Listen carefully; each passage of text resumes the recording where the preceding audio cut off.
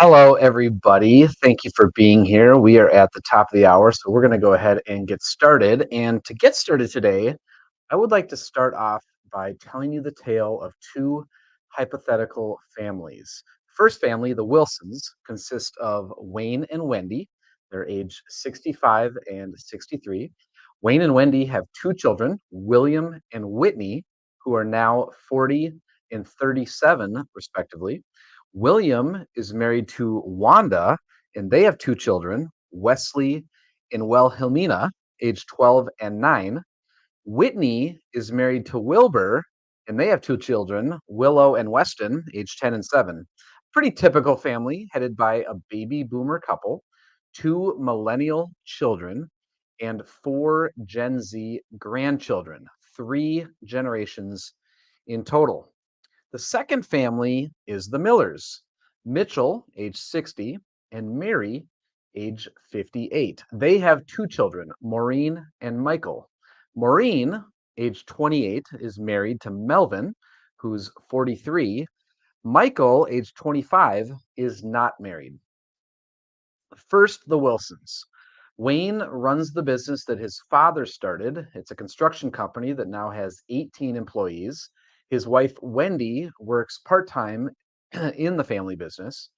Family heritage is very important to the Wilsons. At family gatherings, the children are eager to hear stories about how the business was founded, how hard Wayne's parents worked to get the business going in those early days, and how their commitment was always to their customers, even if it meant working extra hours or sacrificing profits to make good on a promise. Wayne and Wendy are thinking about their future, the future of their children and grandchildren, and the future of their business. They're glad that William enjoys working in the business and they're grooming him to take over when Wayne retires. As for their personal assets, they have seen an attorney and set up a trust and executed a will. Whitney will be in charge of transferring assets to family members when the time comes. Wayne and Wendy have always been careful and thoughtful with their money as they've tried to convey these values to their children. The children grew up with a healthy respect for how much work it took to have money to spend. Because of business fluctuations, Wayne and Wendy weren't able to save very much for William and Whitney's college educations. So rather than take out student loans, the children went to public universities. And now they're contributing to 529 college savings plans for their own children. Wayne and Wendy set up a retirement plan for their business, and Wayne, Wendy, and William all contribute to it. Whitney also contributes to a retirement plan at her work. Whenever major expenditures are considered, they budget and plan for them. For example, last year they all took a family vacation to Disney World. In planning the trip, they sat down as a family and budgeted for it, deciding where to stay and how long to visit based on that budget. The grandchildren get an allowance and are responsible for buying their own treats and toys. They're encouraged to save some of their allowance for things that cost more than 1 week's allowance.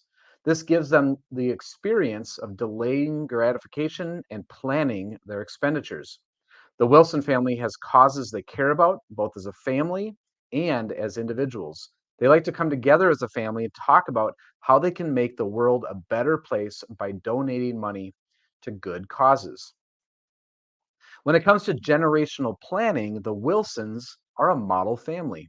They're connected and cohesive around the larger values that govern behavior, as well as the financial matters that govern decisions around money.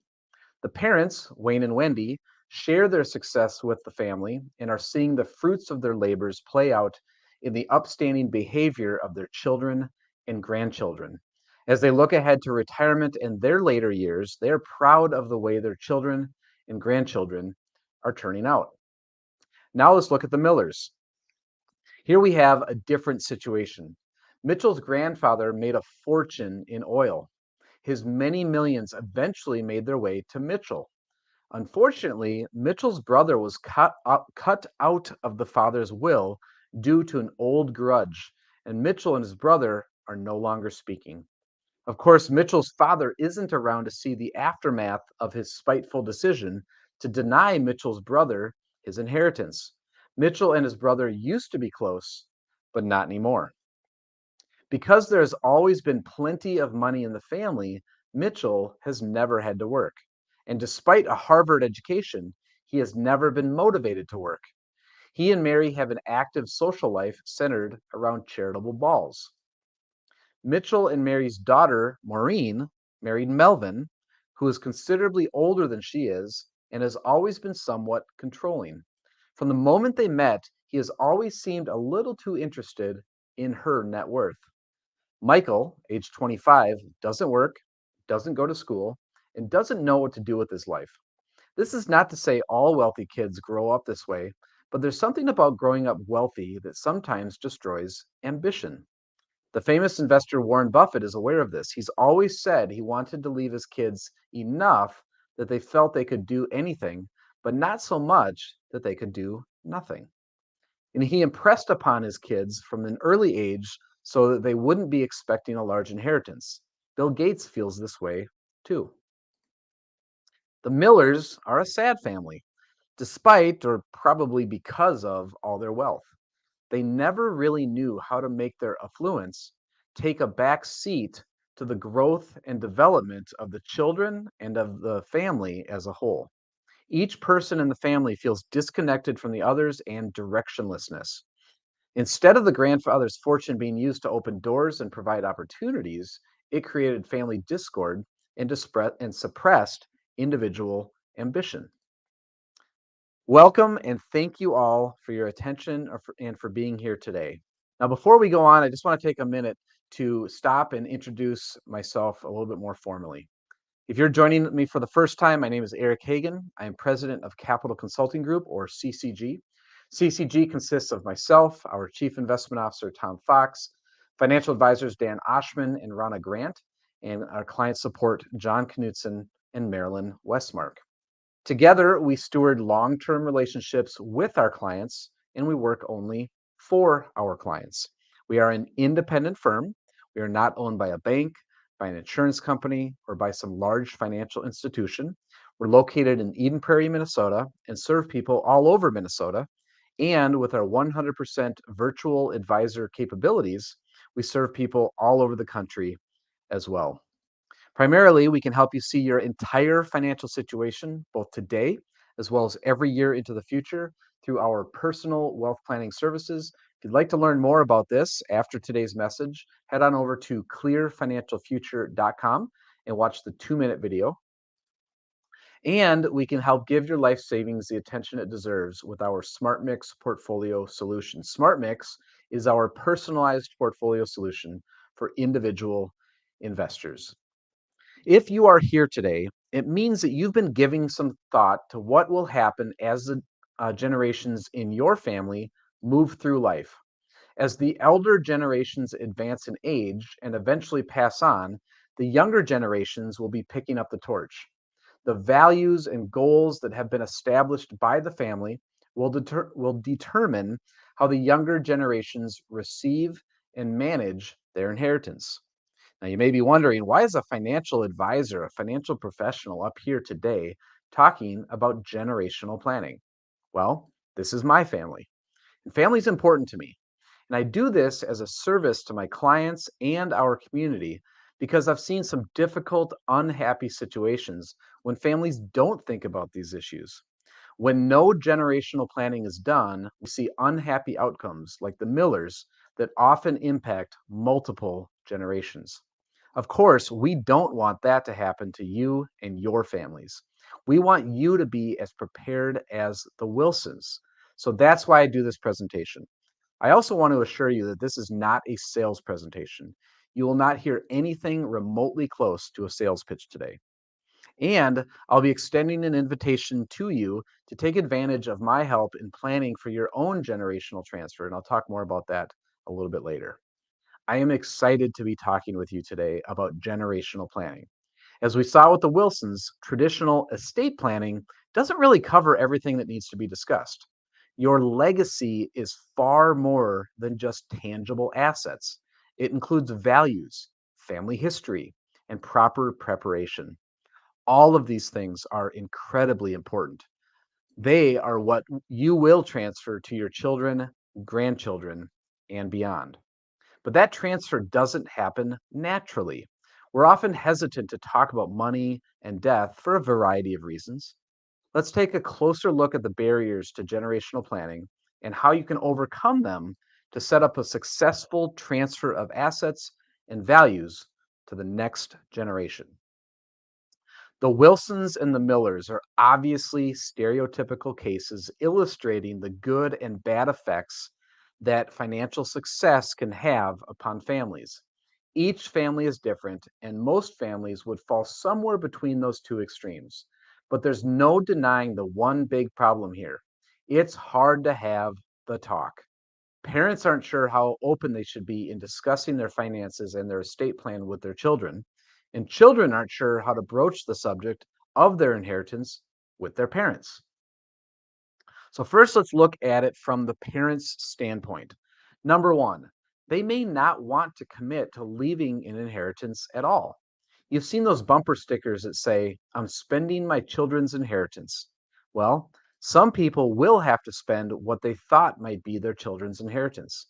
The biggest drain on assets near the end of life is long term care. If one or both parents have to go into a nursing home or have at home around the clock care, there may not be anything left to hand down to the children. So, a lot of parents are reluctant to set up expectations of an inheritance because there may not be any.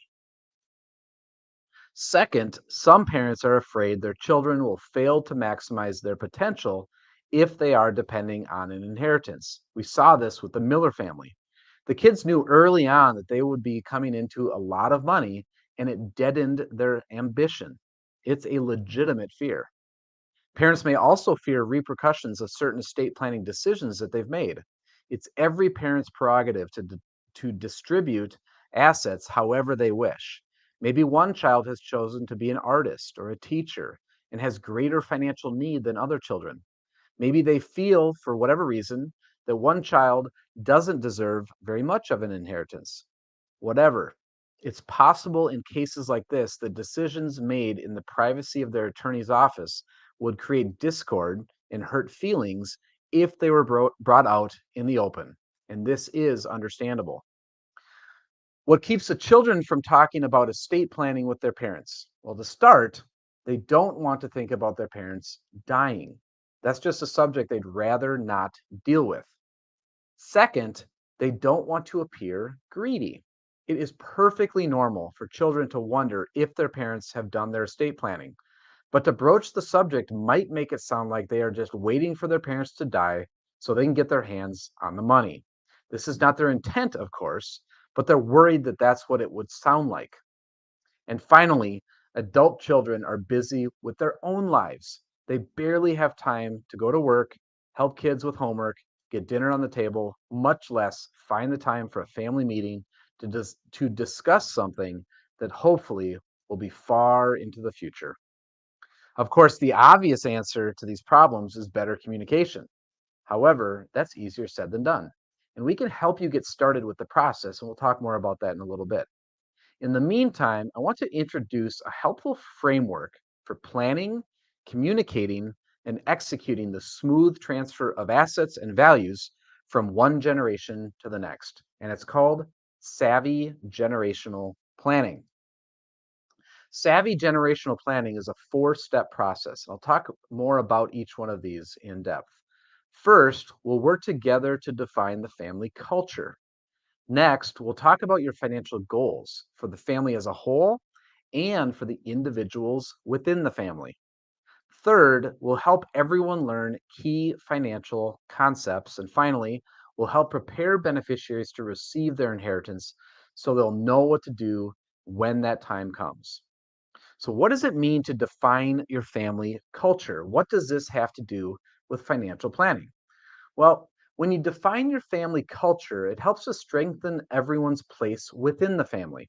It sets important standards that govern overall behavior as well as what to do with your money. This is especially important for children. You're answering the questions: what does it mean to be a member of this family? What's important to our family? What values, traditions, and models of behavior do we hold dear?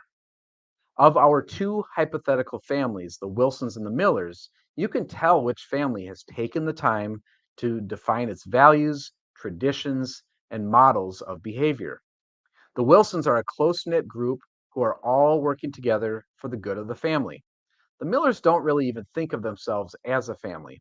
They are just a bunch of individuals looking out for themselves. When we meet, we will give you tools and worksheets to help you with this part of the process. I think you will find it a fun exercise to define your family culture and come up with a mission statement that says what you are all about. Here is a list of values you might think about. When we meet, we'll provide a longer list of values and ask you to start whittling down the list to the values your family finds most important. The Wilsons would probably have achievement, dependability, honesty, reliability, and service on their list, among others. Thinking about positive values like these can be fun and inspiring for the whole family, especially the children. Another aspect of your family culture is your traditions. You probably have certain things you do to celebrate holidays and birthdays. Family traditions are great for establishing a sense of identity for each family member. And then there are models of behavior: never tell a lie, keep promises, work hard, and so on. Some of you may take these for granted, but when you write them down and identify them as part of your family culture, they become ingrained. Each family member is essentially representing the family when they go out into the world. Step two is to set family goals. What is it you want to have and do as a family? So let's talk about some typical family goals. Every family wants to make sure the children are supported until they're able to get out on their own. You may take this for granted, but by setting this as a goal, you may be more likely to consider contingency planning. What if the parents died unexpectedly? Who would raise the children? How would they be supported? Consider this a wake up call for parents of minor children to do their own estate planning so they can name a guardian in case something happens. College education is another goal you may take for granted, but without proper planning, you may find yourself scrambling to pay for it. By the way, when we talk about setting financial goals for the family, we are not at this point addressing how those goals will be met or which family member will be responsible. Some grandparents help with their grandchildren's college expenses, others don't. There's no right way to do it. All we are doing here is suggesting some possible goals for your family. Later, when we meet individually, we'll be more specific about the goals themselves and how to go about meeting them. Another major goal for many families is home ownership. Again, we're not addressing the specifics of these goals, just suggesting some goals you might be thinking about for the members of your family. Some parents joke about being the bank of mom and dad, but really, intra-family loans can benefit everyone concerned if they're appropriate and done right. Say you have a budding entrepreneur in the family, a young adult who has an idea for a business and just needs capital. Instead of applying at a bank for a small business loan, which is hard to get anyway, why not borrow from the family? It can be set up so the lender receives an attractive interest rate or equity in the business. This is another way families can help each other financially as long as you're very thoughtful and careful about it. Here's a fun goal that everyone can get behind: family vacations.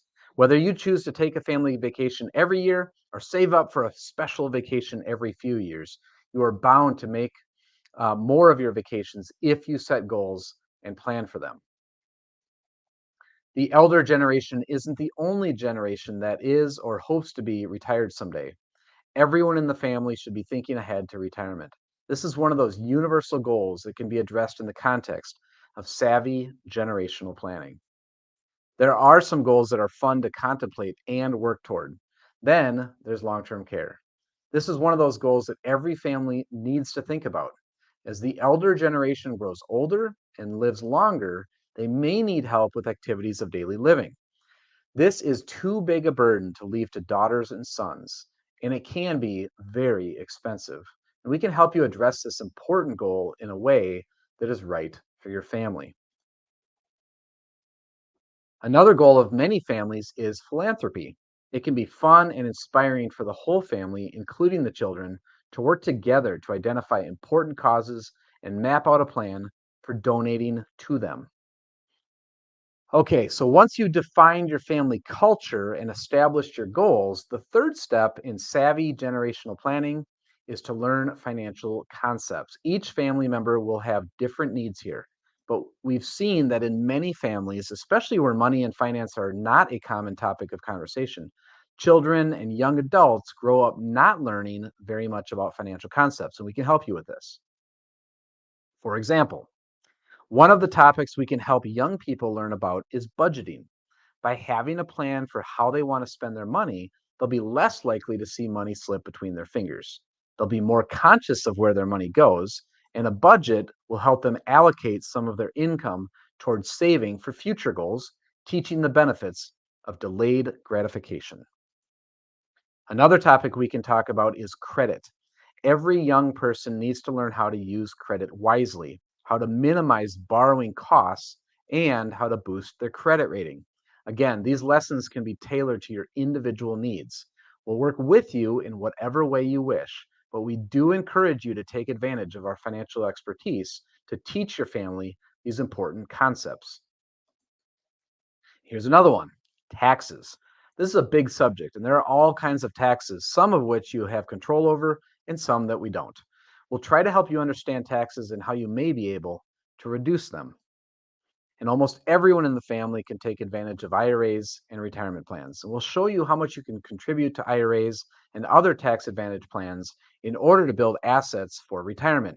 We'll also give you a rundown on the rules for when you can and must take the money out. And we would love to teach your family about investing, the types of investments, how to understand the risk reward relationship of the various investments, and how to construct an investment portfolio based on your individual profile.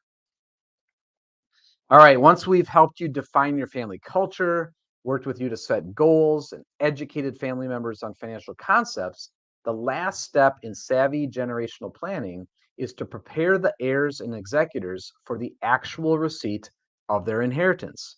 We know that this won't happen for a long time yet, but we've seen too many cases where family members are completely perplexed when a loved one dies. They don't know what to do first. They don't understand the legalities of transferring assets into beneficiaries' names. They don't know how to withdraw funds from the accounts in a way that saves on taxes and fees, and they don't know how to manage the funds on an ongoing basis. That's what we can help with. We can start preparing heirs now so that they'll be ready when the time comes. We'll provide a checklist of what to do first.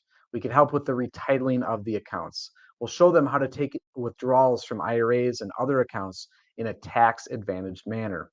And we'll show them how to manage their inheritance in a way that will preserve and protect it for the future. This is what savvy generational planning is all about: preserving the legacy of the elder generations for the benefit of children, grandchildren, and even great grandchildren. Savvy generational planning is not hard, you just have to get started.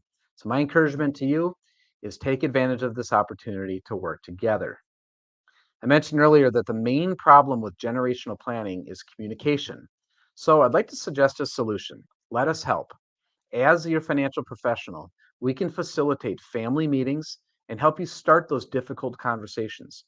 By serving as mediator or moderator, we can help the generations communicate with one another around the hard subjects of money and aging, and the fun subjects of what defines you as a family and your hopes and dreams for the future. This will be a time to help family members learn important financial concepts. The planning work we've done with the elder generation can essentially be handed down to the younger generations in order to maintain continuity and preserve the elder generation's philosophy around managing money. All of this will help prepare the younger generations to receive their inheritance and preserve it for their children and grandchildren. And we don't charge for these services. These are part of the services that we provide to any client whose situation suggests the need for these services. We would start by holding a family meeting attended by the relevant parties. You would decide who to include: yourselves, your children's spouses, perhaps their children if they're old enough, maybe your parents. If you all live near each other, it'd be relatively easy to find a place and time for all of us to get together. If the family is scattered, we might tack it onto a family vacation or holiday gathering. If that's not feasible, well, we might do it over Zoom or over Skype. How to get everyone together for a family meeting is one of the first things that we would talk about. We can also have consultations with individual family members. For example, if your adult children have their own financial issues that they would like help with, we can meet with them separately. As a financial professional for the whole family, we would work with all of you together and some of you individually as circumstances warrant. My encouragement for you is to start this process today by getting something on the calendar. Take action. Visit me online, schedule some time to connect. And with that, I just want to say that brings us to the end of today's message. And I just want to thank you for taking a few minutes with me here today. I appreciate your time, and I sincerely hope to see you on the calendar very soon.